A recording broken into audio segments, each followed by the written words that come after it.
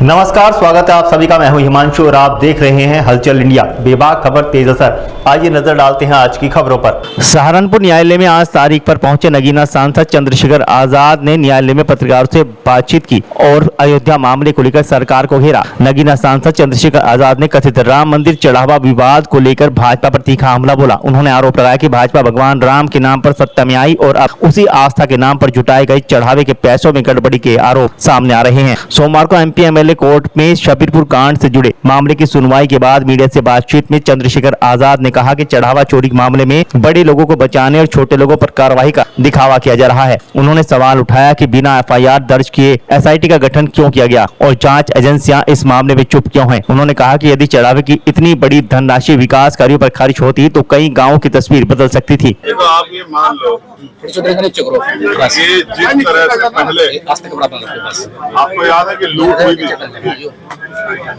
और लूट के मंदिरों को लोग ले गए, वो आता था, याद नहीं आता आपको? ऐसी ही लूट अब हो रही है और ये वहाँ हो रही है धरती पे जहाँ ये कहा जाता है कि भाई जो राम को लाए हैं हम उनको लाएंगे। इन राम के नाम पे सत्ता भी ले ली और राम के नाम पे जो लोगों ने अपनी आस्था से धन जुटाया, दान दिया, वो भी लूट लिया। तो ये तो राम के नाम पे लूटने वाले लोग हैं और जो बड़े हाथी हैं उनको तो बचा दिया और उनको परिंदों को पकड़ के कह रहे हैं।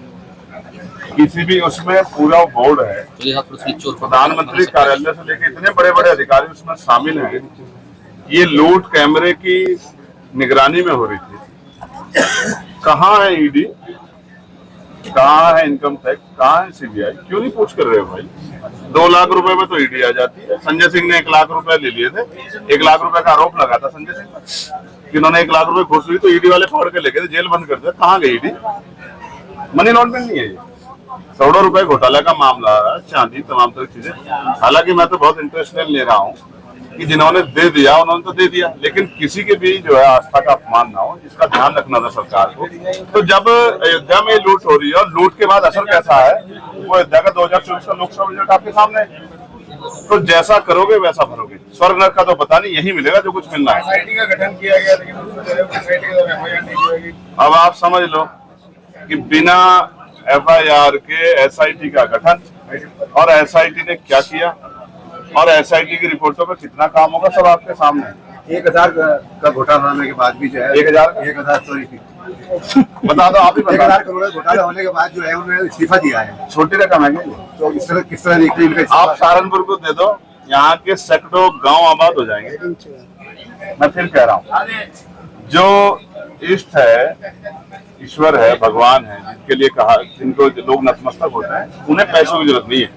उनके नाम पे जो धंधा कर रहे हैं उनको पैसे की जरूरत है। कल आप उत्तराखंड में गए थे, मूर्ति तो पानी भी नहीं पीती। ये तो सब जो है उनके नाम पे सत्ता भी ले ली भाजपा ने और धंधा भी चला रहा है। पैसा भी जो है कहाँ जा रहा है, किसके पास जा रहा है, अब देख लो। क्यों इस्तीफा दिया? अगर आप सच्चे हैं, इस्तीफा क्यों दिया आपने?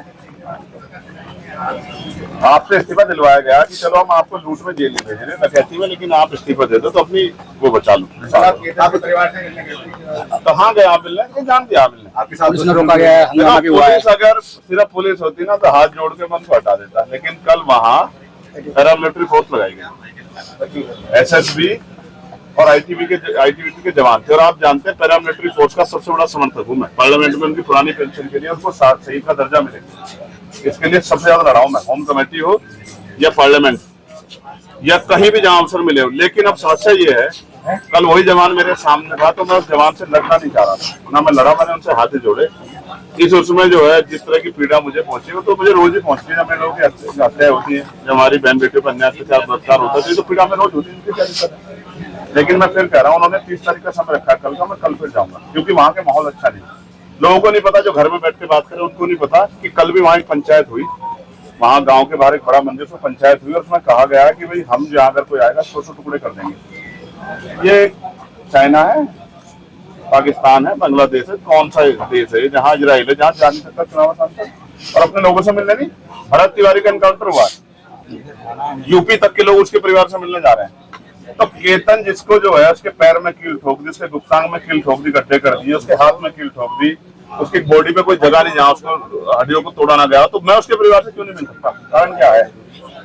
कारण यह है कि पुलिस कुछ छिपा रही है, उनको पता है मैं वहां जाऊंगा, वो परिवार मेरे सामने बात रखेंगे और फिर मैं ये बात जनता के सामने रखूंगा तो दुनिया में बात जाएगी। उसके परिवार ने क्या कहा आपने सुना? कल उन्होंने मुझसे कहा था अगर आपको आने से रोका तो हम यहाँ से पलायन कर जाएं, हम सुरक्षित नहीं है। और वो कह रहे थे दिल्ली जाके धरने बैठेंगे। और ये सिर्फ वहां का हाल नहीं है, पूरे उत्तराखंड में रहने वाले श्रुल टाइप के लोगों का हाल है ये। और वहां क्या हो रहा है आपको पता है? आप सुनो, मैं आपको बताता हूँ मेरे भाइयों, मीडिया हो आपके जरिए दुनिया तक बात जाती है।